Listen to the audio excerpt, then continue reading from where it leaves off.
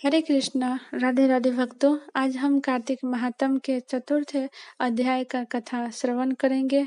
नारद जी ने कहा, ऐसा कहकर विष्णु भगवान मछली के समान रूप धारण कर विंध्यवासी कश्यप ऋषि के अंजनी में आ पहुँचे। कश्यप ऋषि ने दया करके उसे अपने कमंडलों में रख लिया। जब वह उनके कमंडलों में न समा सके तब उसे कुएं में डाल दिया। जब उसमें भी न समा सके तब उसे तालाब में फेंक दिया, और जब तालाब में भी न समा सके तब उसे समुद्र में डाल दिया। वहां भी वह बढ़ने लगी। इसके उपरांत उस नारायण रूपी मत्स्य ने शंखासुर को मारा। तत्पश्चात उस शंख को हाथ में लेकर बद्रिकार्य में आ पहुँचे। बद्रिकार्य में सब मुनियों को बुलाकर आज्ञा दी। विष्णु भगवान ने कहा, पानी में इधर उधर फैले हुए वेदों को ढूंढो। शीघ्र ही आप लोग रहस्य युक्त वेदों को जाल से निकाल कर शीघ्र ही मेरे पास ले आओ। इतने काल तक मैं देवताओं के साथ प्रयाग में ठहरा हूँ। राजा पृथु से नारद जी ने कहा। उसके पश्चात अपने तपोबल से समस्त ऋषियों ने यज्ञ बीजों सहित सब वेद मंत्रों को ढूंढ निकाला। उन वेदों में से जो जो भाग जिस जिस मुनि को मिला वह भाग उस मुनि को हो गया। तत्पश्चात हे राजन, उसी दिन से उस भाग के वे ही ऋषि कहलाए। सब वेदों को लेकर मुनिगण प्रयाग में आए और ब्रह्मा के साथ विष्णु को उन लोगों ने सब वेद समर्पित कर दिए। सब वेदों को पाकर ब्रह्मा बड़े प्रसन्न हुए और तुरंत ही उन्होंने देवता तथा ऋषियों के साथ अश्वमेघ यज्ञ किया। यज्ञ के अंत में देवता, गंधर्व, यक्ष, नाग, गुहार्क गण विष्णु को भूमि में दंडवत करके प्रार्थना करने लगे। देवतागणों ने कहा, हे देव, हे जगन्नाथ, हे प्रभु, हम लोगों के प्रार्थना सुनिए। हम लोगों के हर्ष का समय है, इससे आप हमें वरदान दीजिए। इस स्थान में नष्ट हुए वेद पुनः ब्रह्मा को मिले।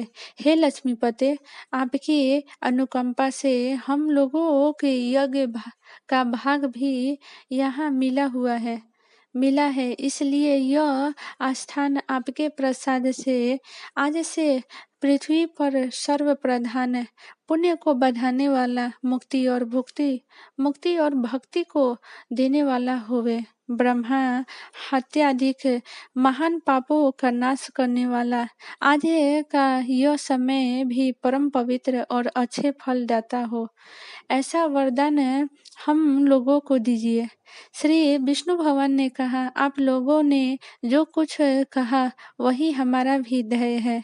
जैसा आप लोगों ने मुझसे कहा है वैसा ही यह ब्रह्मा क्षेत्र जगत प्रसिद्ध होगा। सूर्यवंश में उत्पन्न राजा भागीरथ गंगा जी को यहाँ लावेंगे और गंगा जी का सूर्य पुत्री यमुना के साथ यहाँ पर संगम होगा। आप लोगों तथा समस्त ब्रह्मादिक देवताओं के साथ मैं भी यहीं पर रहूंगा और यह स्थान तीर्थ राज के नाम से प्रसिद्ध होगा। यज्ञ, दान, व्रत, हवन, जप और पूजादिक कृत यहाँ पर सदा अनंत फल देने वाले और मोक्षदायी होंगे।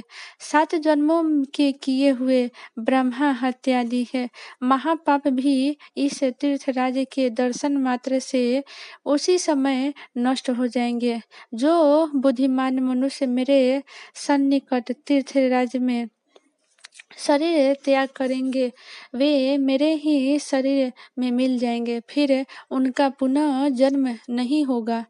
जो प्राणी यहाँ अपने पितरों के उद्देश्य से श्राद्ध करेंगे, उनके पितर साक्षात मेरे समान रूप वाले हो जाएंगे।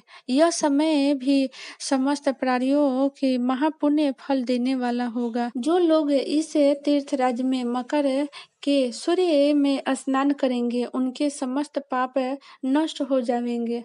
मकर के संक्रांति होने पर माघ मास में प्रातःकाल स्नान करने वालों के केवल दर्शन मात्र से सब पाप विनष्ट हो जाते हैं।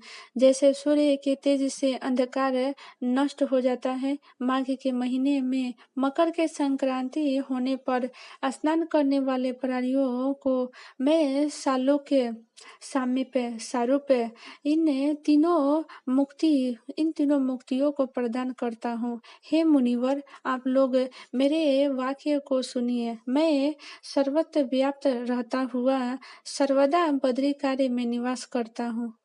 अनंत अनंत्र सैकड़ों वर्ष तप करने पर जो फल प्राप्त होता है, वही फल यहाँ एक दिन में मिल जाएगा। जो महानुभाव मेरे उस स्थान बद्रिकाश्रम का दर्शन करेंगे, वे जीवन मुक्त हो जाएंगे और उनके समस्त पाप नष्ट हो जाएंगे। सूत जी ने कहा कि इस तरह विष्णु भगवान उन सब देवताओं को कहकर ब्रह्मा जी के साथ वहीं अंतर्ध्याय हो गए। इंद्रादि देवगण भी अपने अंशों को वहीं छोड़कर अंतर्ध्याय हो गए। जो प्राणी इसे शुद्ध मन से सुनेगा और सुनावेगा, वे तीर्थ राज प्रयाग और बद्री कार्य जाने के समान फल प्राप्त होगा। बोलो राधे कृष्ण भगवान की जय।